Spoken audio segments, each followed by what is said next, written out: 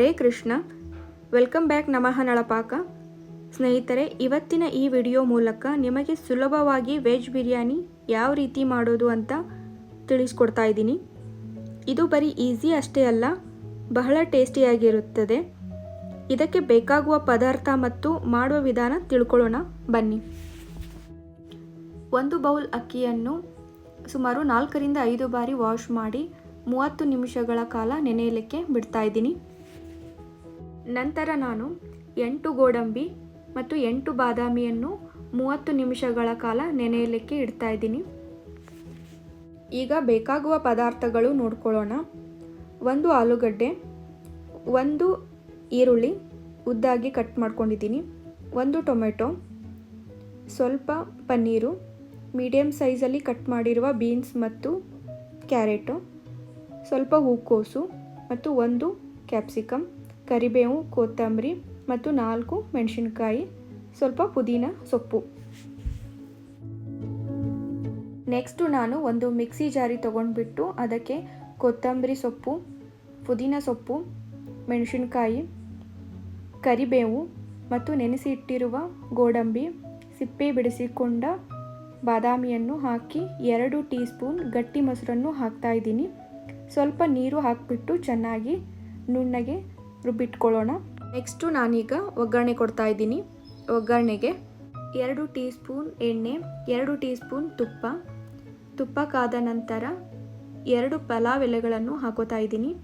ಮತ್ತು ಇದಕ್ಕೆ 1 ದಾಲ್ಚಿನ್ನಿ, 2 ಏಲಕ್ಕಿ, 3 ಲವಂಗವನ್ನು ಹಾಕೋತಾ ಇದ್ದೀನಿ ಮತ್ತು ಅರ್ಧ ಟೀ ಸ್ಪೂನ್ ಶಾಹಿ ಜೀರಿಗೆಯನ್ನು ಹಾಕೋತಾ ಇದ್ದೀನಿ ಮತ್ತು ಉದ್ದುದ್ದಾಗಿ ಕಟ್ ಮಾಡಿಕೊಂಡ ಈರುಳ್ಳಿಯನ್ನು ಹಾಕೋತಾ ಇದ್ದೀನಿ ಮತ್ತು ಕ್ಯಾರೆಟ್, ಬೀನ್ಸ್ ಹಾಕ್ಕೊಂಡು ಚೆನ್ನಾಗಿ ಕಲಿಸ್ಕೊತಾ ಇದ್ದೀನಿ.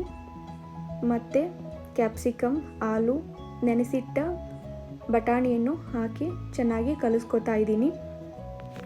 ಈಗ 1 ಟೀ ಸ್ಪೂನ್ ಉಪ್ಪನ್ನು ಬೆರೆಸ್ತಾ ಇದ್ದೀನಿ ಮತ್ತು ಚಿಕ್ಕದಾಗಿ ಕಟ್ ಮಾಡಿಕೊಂಡ ಪನ್ನೀರು ಮತ್ತು ಫ್ಲವರ್,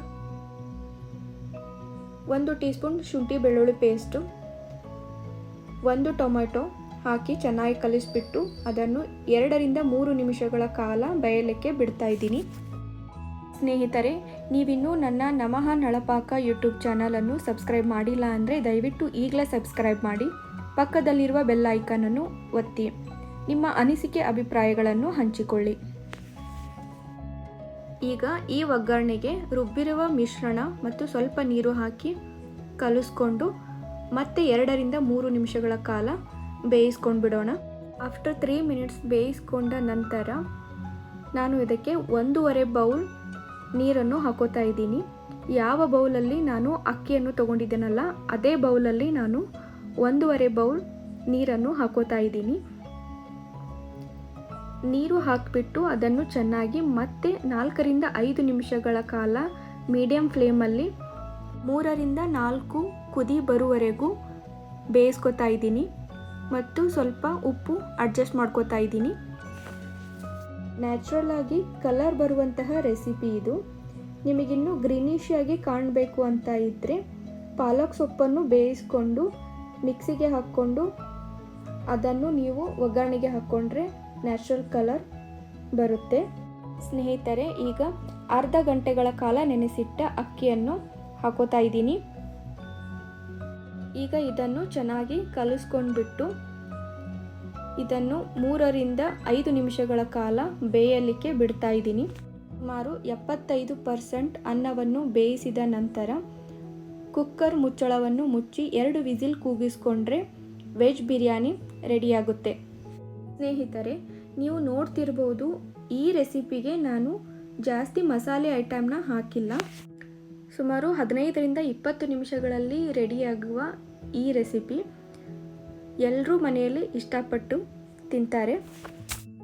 ಸ್ನೇಹಿತರೆ, ಎಲ್ಲ ವೆಜಿಟೇಬಲ್ಸನ್ನು ಬಳಸಿಕೊಂಡು ಕಲರ್ಫುಲ್ಲಾದ ಮತ್ತು ಆರೋಗ್ಯಕರವಾದ ವೆಜ್ ಬಿರಿಯಾನಿ ಹೇಗೆ ಅನ್ನಿಸ್ತು ಅಂತ ಕಮೆಂಟ್ ಮಾಡಿ. ಮತ್ತೆ ಸಿಗೋಣ ಮುಂದಿನ ವಿಡಿಯೋದಲ್ಲಿ ಇನ್ನೊಂದು ರೆಸಿಪಿಯೊಂದಿಗೆ. ನಮಸ್ಕಾರಗಳು.